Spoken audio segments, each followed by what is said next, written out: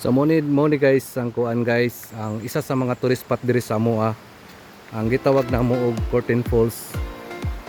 So kung makita niyo sa lugar, limpyo na ang lugar. Ang problema lang dinhi nilagay pasulbilan ng mga turista tungod kay kung makita ninyo dito sa among nagian nga kanina nga tulay, guba gito siya, di gito siya pwede nga agian og mga bugat nga nagkontract mga sakyanan.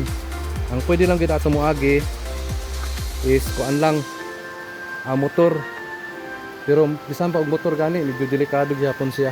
So mo na diri ang kuan, ang building murag kuan siya. So diri kita kayo nato diri ang kuan, ang falls. So natro tara isom na to gamay ha para klaro gid siya. Mo na siya gitawag Curtain Falls. Unya kung wadto ka dito sa ibabaw dito sa iyahang kuan, sa iyang taas, dito siyang taas, nabot siya napoy agihanan diri sa bukid padulong dito. Alusot dito sa ibabaw. So karon wala sa ni nag-operate, walay naligo, wala sa gi-open sa publiko sa mga turista. Kaya naman gud siya agihanan diri. Kani diri nga tulay kana. Na say tulay diha patabok dito sa kilid. Ito patabok. Magay mga tao diha, kilid patabok dito, padulong dito sa falls. Yang likod anang falls na say mga cottage diha. So karon wala say mga turista kay dili magihan naguba. So nisulod mi diri amo lang kita og kuan. So namay nagkuan diri nag-maintenance. So nindot kayo no. Kung imo tan-aw no, nindot kayo. So na to para makita gid niyo ha.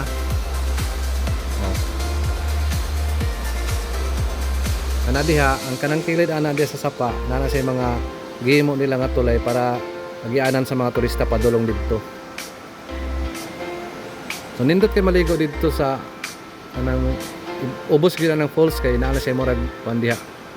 Kanang parehaan niyo. Ngani nga area. So karon mingaw sa ni kay karon. So kami nangaligo mi dito rami sa sapa nangaligo. Atong naitulay dito nga guba magihan dito rami nangaligo kay di man pwede diri makuanan magihan. Talon to dere. Muni kay mo ni naman sapa no. Kay kung moagi man gud ang mga turista diri sa ubos, nya wala sila tulay, delikado jud kayo. Kay pwede sila mahulog sa bato. Nya ang bato baya kay danglog. So gimuan na nilang tulay, ang problema kay naguba po tungod sa dako kay nga baha. Manang walay maagian sa ang mga turista padulong diri. So ila pa ning himuan og tulay padulong dito sa taas.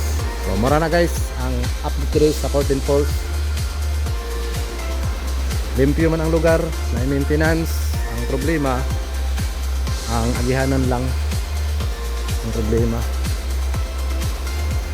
So kanay diri nga area gihinahinayan na pud og guba sa tubig.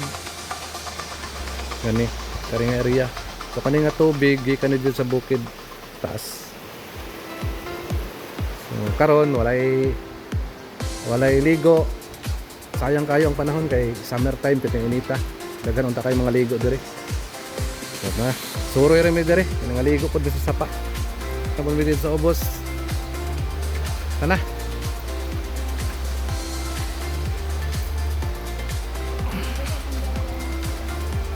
Ha? Kani, dia man mo agi. Oh.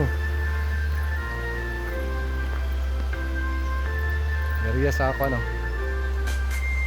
Limpyo kayong area. Kung ay nagkakuan diri maintenance.